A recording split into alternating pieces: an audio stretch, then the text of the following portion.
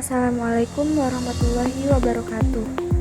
Kami dari kelompok 3 dengan mata kuliah Ilmu Biomedik Dasar akan menjelaskan tentang sistem peredaran darah pada manusia. Berikut adalah anggota dari kelompok kami.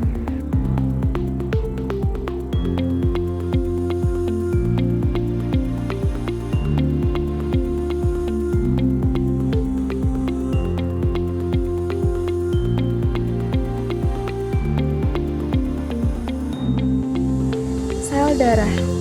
Sel darah dapat dibedakan menjadi 3, yaitu 1. Sel darah merah atau eritrosit, 2. Sel darah putih atau leukosit, 3. Sel darah pembeku atau trombosit.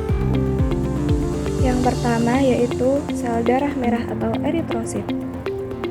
Pembentukan sel darah merah terjadi pada endotelium sumsum tulang. Sel darah merah berfungsi untuk mentransfer oksigen dan bersifat tetap di dalam pembuluh darah. Ciri-cirinya yaitu 1. Berukuran 7,5 hingga 7,7 mikrometer, 2. Berbentuk bikonkav, 3. Tidak berinti, 4. Tidak dapat bergerak bebas, 5. Tidak dapat menembus dinding kapiler, 6. Berwarna merah kekuning-kuningan. Yang kedua yaitu sel darah putih atau leukosit. Sel darah putih diproduksi pada sumsum tulang merah, limpa, kelenjar limpa, dan jaringan retikuloendotel. Leukosit mempunyai fungsi utama untuk melawan kuman yang masuk ke dalam tubuh. Ciri-cirinya yaitu 1. Berukuran 10 hingga 12 mikrometer, 2. Mempunyai bentuk sangat bervariasi, 3. Selnya mempunyai nukleus atau inti sel, 4. Bergerak bebas secara ameboid, 5.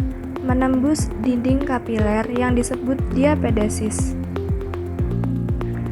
Leukosit dapat dibedakan menjadi 2 kelompok, yaitu granulosit bila plasmanya bergranuler dan agranulosit bila plasmanya tidak bergranuler. Leukosit agranulosit dapat dibedakan menjadi 2 macam, yaitu monosit dan limfosit. Limfosit berperan besar dalam pembentukan zat kebal atau antibodi. Sedangkan leukosit granulosit dapat dibedakan menjadi 3 macam, yaitu neutrofil, basofil, dan eosinosil. Yang ketiga adalah sel darah pembeku atau trombosit. Sel ini dibentuk di dalam megakariosit sumsum merah tulang. Trombosit sangat penting bagi proses pembekuan darah. Ciri-cirinya, yang pertama adalah berukuran lebih kecil 2-4 mikromilimeter dari eritrosit dan leukosit. Kedua, sel darah pembeku tidak berinti.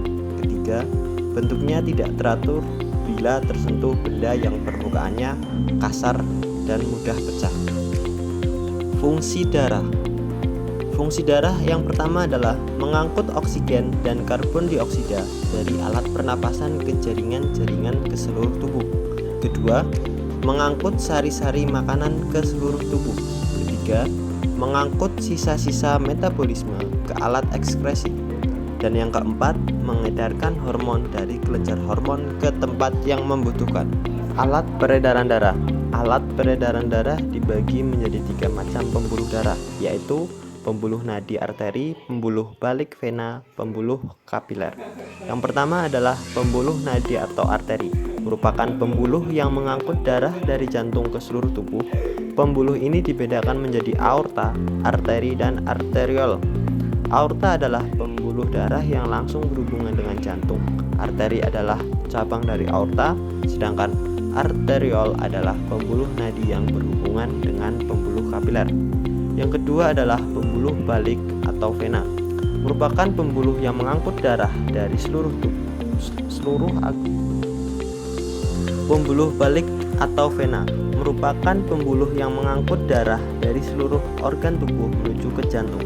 Vena dibedakan menjadi venule, vena, dan vena cava. Venule adalah pembuluh balik yang berhubungan dengan kapiler. Vena merupakan pembuluh darah yang menerima darah dari venule, sedangkan vena cava adalah pembuluh balik besar yang langsung berhubungan dengan jantung. Pembuluh kapiler. Pembuluh kapiler merupakan pembuluh halus yang menghubungkan arteriol dengan venule. Kapiler merupakan pembuluh halus yang dindingnya hanya setebal selapis sel. Pada pembuluh inilah terjadi pertukaran oksigen dari darah dengan karbon dioksida jaringan. Ciri-ciri pembuluh vena.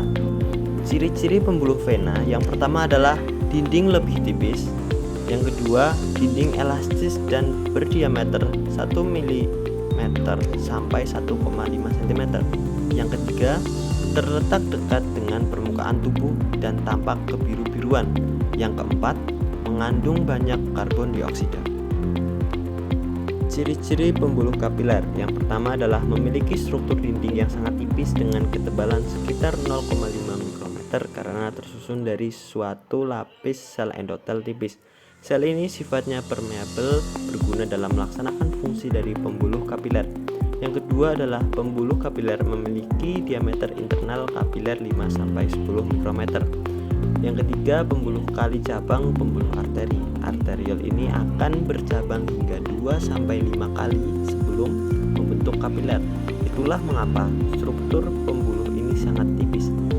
Yang keempat adalah ukuran garis tengah pembuluh kapiler tidak dapat Anda rasakan. Yang kelima, pembuluh darah kapiler tak mempunyai katup seperti yang ada pada pembuluh vena. Yang keenam adalah jika mengalami luka, darah akan menetes. Proses peredaran darah. Proses peredaran darah dalam tubuh dibagi menjadi dua, yaitu sistem peredaran darah besar dan sistem peredaran darah kecil. Sistem peredaran darah besar adalah sistem peredaran darah yang mengangkut darah yang kaya akan oksigen dari jantung menuju ke seluruh tubuh kemudian kembali lagi ke jantung. Sedangkan sistem peredaran darah kecil adalah sistem peredaran darah dari jantung ke paru-paru kembali lagi ke jantung dengan membawa darah yang mengandung karbon dioksida. Gangguan pada sistem peredaran darah manusia. Yang pertama adalah penyakit stroke, yang kedua penyakit aterosklerosis, yang ketiga penyakit hipertensi, yang keempat penyakit diabetes mellitus, yang kelima penyakit serangan jantung, yang keenam penyakit tumor jantung, yang ketujuh adalah penyakit obesitas. Tips menjaga kesehatan sistem peredaran darah.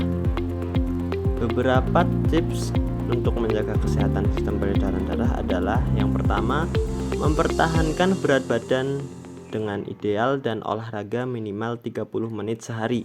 Yang kedua, dapatkan pola makan sehat, rendah lemak, rendah kolesterol, dan konsumsi banyak buah dan sayur, serta hindari lemak trans dan lemak jenuh, makanan olahan dan makanan cepat saji. Yang ketiga adalah tidak merokok, batasi asupan garam dan alkohol. Yang keempat, relaksasi dan merawat diri untuk mengurangi stres.